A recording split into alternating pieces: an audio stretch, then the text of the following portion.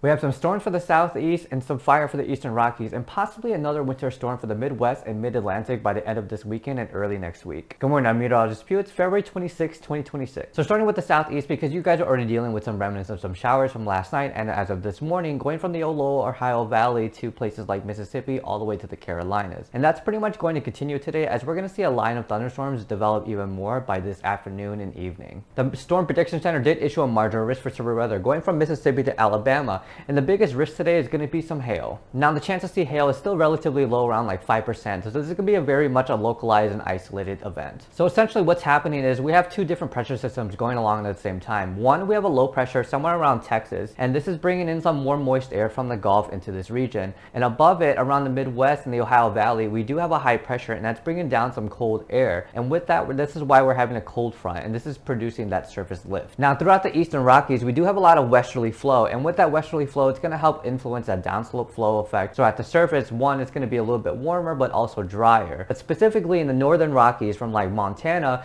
we have a lot of wind speed aloft, and that's going to really help influence the surface winds as well. So today from areas like Montana, North Dakota, South Dakota, a little bit of Wyoming, we are going to have a huge wind risk of 35 to 45 miles per hour wind sustained and wind gusts up to 70 miles per hour. But we are going to have some localized winds going throughout the Eastern Rockies in general, all the way down to places like New Mexico. Now with this high wind speed for the Eastern Rockies and the relatively dry air from Colorado all the way to New Mexico, we are going to have a fire risk, and this also includes southern Texas as well, because with that surface low pressure that is affecting the weather in the southeast, we are going to have that cold front, and it's going to be bringing in more drier air, even though we're not going to see storms in this area. Now going back to the high winds that we're seeing in Montana and Dakotas, we're going to see these winds being pretty consistent and then travel to the Midwest later by this weekend, though less so in terms of the wind. So we're going to see still windy conditions from like 15 to 25 miles per hour. And so what's happening is when we look at 500 millibars, we are going to have a really big trough, and that's going to pursue still in Canada and going to travel eastward.